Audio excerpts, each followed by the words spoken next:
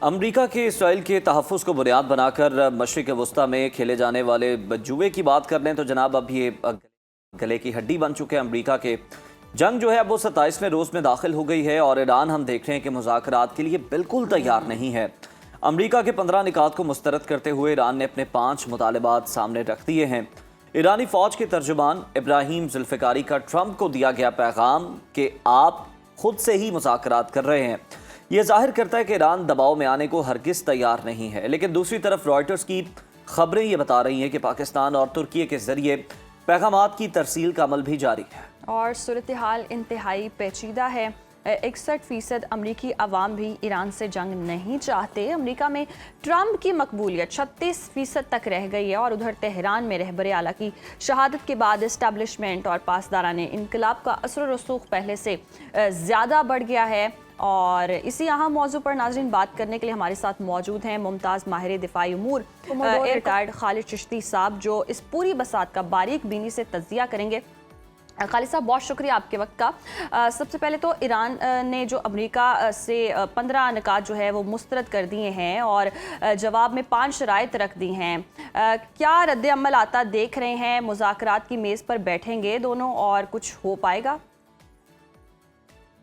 बहुत शुक्रिया महम आपका और रुज़ैर, आपने इनवाइट किया। देखिए, जब से जंग शुरू हुई है हम दोनों साइड की पोजीशन देखते आ रहे हैं और जाहिर है किसी तरफ ज़्यादा स्ट्रेंथ नज़र आती है, किसी तरफ कमज़ोरी नज़र आती है निस्बतन। लेकिन ओवर एक महीने की जब आप देखें तो सारी कैंपेन को जब कलेक्टिवली देखें तो अमेरिका इस वक्त डिसएडवांटेज पोजीशन में इस पॉइंट ऑफ व्यू से है कि अमेरिका वो कुछ नहीं कर सका जो वो चाहता था, जिसको जो जंग छेड़ने का या हमला करने का ईरान पर मकसद था।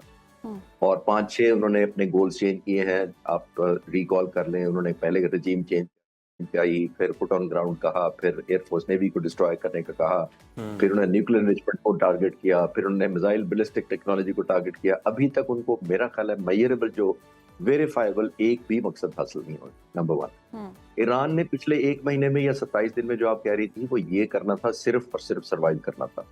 ईरान ने ना कोई इलाका कब्जा करना था, ना अमेरिका में रजीम चेंज करनी थी। उसने फाइट बैक करके अपनी एक कीमत जो चुकानी थी अमेरिका से, उसके एलाई से डायरेक्टली या इनडायरेक्टली, खासतौर पर इजराइल से, और अरब मुल्क जो उनको इनडायरेक्टली या डायरेक्टली सपोर्ट कर रहे थे वॉर फाइटिंग जनरेशन एफर्ट को, उसको उसने न्यूट्रलाइज करने की और या सिलेक्टिव टारगेटिंग करने का कैंपेन चलाई है।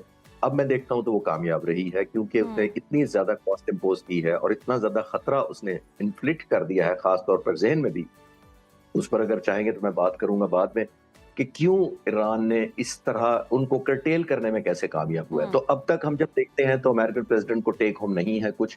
आखिरी बात इस सवाल के जवाब में ये है कि मैं अभी सुबह न्यूज सुन रहा था तो प्रेसिडेंट ट्रंप कह रहे हैं कि अगर ईरान के लीडर कॉम्प्रोमाइज कर लेते हैं या सुलह या डील कर लेते हैं तो उनके अपने लोग मार देंगे उनको, लीडर को। तो आप विजुलाइज करें, ये वही लीडर है जिनको आप चाहते थे कि वो टेक ओवर करके सबको मार दे और मेरी फेवर में टेक ओवर कर लें।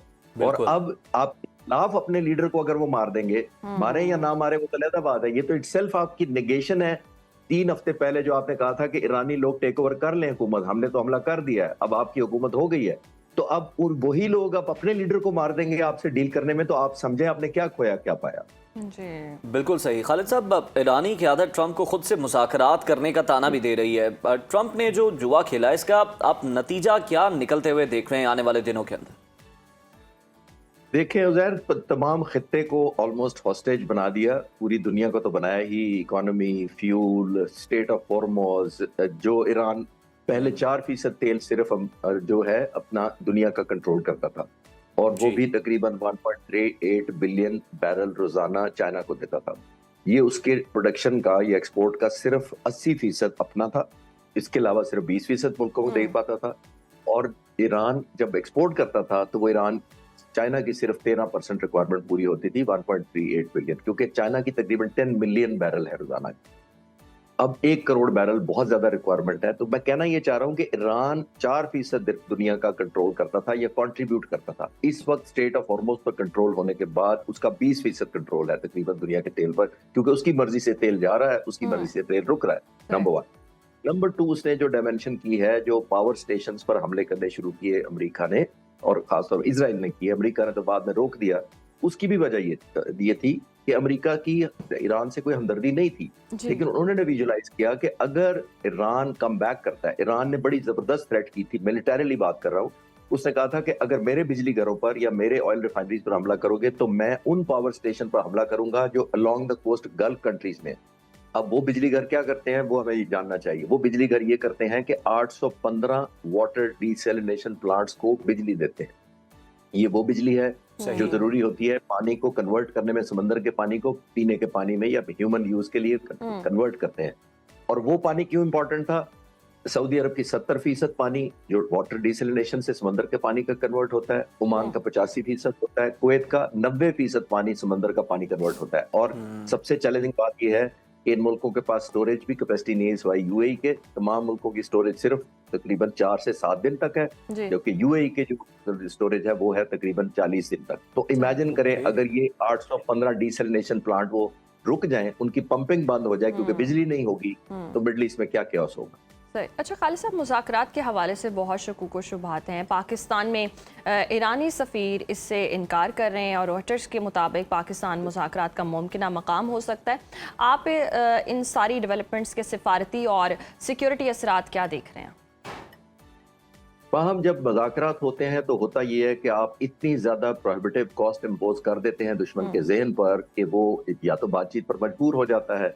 और मैं अक्सर कहता हूं, क्योंकि आज मेरी बात ज्यादा वैलिड लगती है, रेलेवेंट, तो मैं ऐड कर देता हूं। मैं ये अक्सर कहता हूं कि जो आपकी पावर टू हर्ट होती है वही पावर टू बार्गेन होती है। पावर टू हर्ट का मतलब है कि जितना आप दुश्मन को नुकसान पहुंचा सकते हैं। नंबर 1, आपने नोट किया अमेरिका ने, सदर ने तकरीबन 2 महीने दिसंबर से लेकर फरवरी मार्च तक ये कहा कि मैं इतना ज्यादा हर्ट करूंगा ईरान को कि it is not a matter of chance, it's a matter of time, और टाइम मेरे हाथ में। ये 2 महीने पोस्चरिंग हो रही थी बार्गेन लेने के लिए। वो बार्गेन मिली या नहीं मिली वो तो तारीख का हिस्सा बन चुका है। लेकिन अब जितने डिस्ट्रक्शन कॉज की अमेरिका ने, वो पावर टू हर्ट ही शो कर रहे थे ताकि ईरान कॉम्प्रोमाइज करे और अमेरिका को बेहतर पावर टू बार्गेन मिले। लेकिन ईरान ने जो हिट बैक किया, डिस्ट्रक्शन की, इजराइल के न्यूक्लियर साइट के करीब पहुंच के, उनकी जो 24-25 दिन से लोग बंकरों में सो रहे हैं, ईरान ने अपनी पावर टू हर्ट करके वापस ले ली पावर टू बार्गेन कि जनाब अब ये जो आप जिस तरफ आप इशारा कर रही हैं, इसका मतलब ये है कि अब मेरे पास बार्गेन ज्यादा है, अब मेरी मर्जी से आप करेंगे। इसीलिए उन्होंने 15-15 शर्तें देके काउंटर 5 की हैं, और 5 कहीं ज्यादा टफ हैं जो ईरान ने दी हैं। और एक तरफ वो ये भी कह रहा है कि मैं मुज़ाकरात करने ही नहीं है, जिसका मतलब है कि आपकी पावर टू बार्गेन इतनी ज्यादा है कि वो ऑप्शन ही नहीं लेना चाहता। आमतौर पर पावर टू बार्गेन वो लेता है जो कॉम्प्रोमाइज करता है या सरेंडर करता है या डिफीट लेता है या ज्यादा डैमेज हो रहा होता है। जब आप कहते हैं मैं मुज़ाकरात ही नहीं करता, इसका मतलब है आप अभी भी स्ट्रेंथ और हौसला ज्यादा है। जी। अच्छा खालिद साहब, ट्रंप की मकबूलियत की अगर हम बात कर लें तो वो कम होकर सिर्फ 36% तक रह गई है, और अगर हम देखें दूसरी तरफ तो 61% अमरीकी भी ईरान से जंग के मुखालिफ नजर आते हैं। क्या ये रद्द अमल अमरीकी सदर को ईरान के साथ डील करने पर मजबूर कर रहा है? कोई सेफ एग्जिट ले सकता है अमेरिका? उज़ैर, एक प्रेशर नहीं है प्रेसिडेंट ट्रंप पर। जाहिर है पूरी दुनिया उनको ब्लेम कर रही है कि दुनिया एक चैन से सो रही थी या कारोबार कर रही थी। मिडल ईस्ट में देखें क्या कारोबार था, जरा विजुलाइज करें, यूएई, दुबई और इन मुल्कों में क्या कारोबार का लेवल था और अब कहाँ है और किसका कसूर है। इसका मतलब है कि एक ऑफेंस, एक स्ट्राइक और एक जंग का कसूर है जो प्रेसिडेंट ट्रंप के बटन से चली है। तो प्रेसिडेंट ट्रंप अगर ये कहते थे मैं एक बटन की सबको मार दे दूंगा ईरान को, तो फिर अब जिम्मेदारी लें कि दुनिया जो कुछ हो रहा है वो उसी बटन की वजह से हो रहा है। नंबर 1।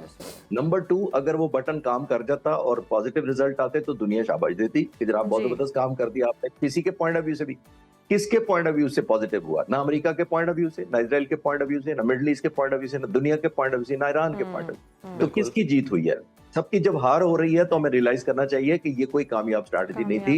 ईरान से वो कहीं ज्यादा बेहतर डील ले सकते थे, उसको डरा कर या एक यूजर, जैसे मैंने कहा ना, पावर टू हर्ट शो करा के, नॉट मैनिफेस्ट या एग्जीक्यूट करके। अब उन्होंने एग्जीक्यूट कर दिया, अब वक्त डिसाइड करेगा कि ईरान के पास पावर टू हर्ट लेने के बाद, हिट लेने के बाद अब देने को क्या है, और वो अभी मुझे कुछ नहीं लग रहा। यानी मारने से डराना बेहतर होता है हमेशा। जी बिल्कुल, आप सही कह रहे हैं कि उसको कैपिटलाइज कर लेते तो मुझे लगता है ईरान से आज की निस्बत 4 हफ्ते पहले बेहतर डील मिल सकती थी। अच्छा खालिद साहब, मुज़ाकराती अमल से कतर का पीछे हटना किस कदर अहम है? क्या खलीजी ममालिक इस जंग में बराह रास्त फरीक बनने से खौफजद हैं? आपको क्या लगता है? वहाँ हम देखिए बुनियादी तौर पर इंटरनल प्रेशर बड़ा मैटर करता है। जो मिडिल ईस्ट के ममालिक में जो फ्लाइट ऑफ कैपिटल हुआ है, जो होटलिंग बंद हुई है, टूरिज्म खत्म हो गया ऑलमोस्ट। जो आप एयरलाइनों का बिजनेस देखें, 56,000 फ्लाइटें तो तकरीबन 3 हफ्ते में कैंसिल हुई हैं। ये जी। रेवेन्यू लॉस होता है। और सिर्फ लैंड टेक ऑफ नहीं करते, वो अपने साथ मिलियंस ऑफ डॉलर का बिजनेस लाते हैं। ऐसे वो ही है। होटलिंग की, टूरिज्म की, रिक्रिएशन की इन्वेस्टमेंट लाते हैं।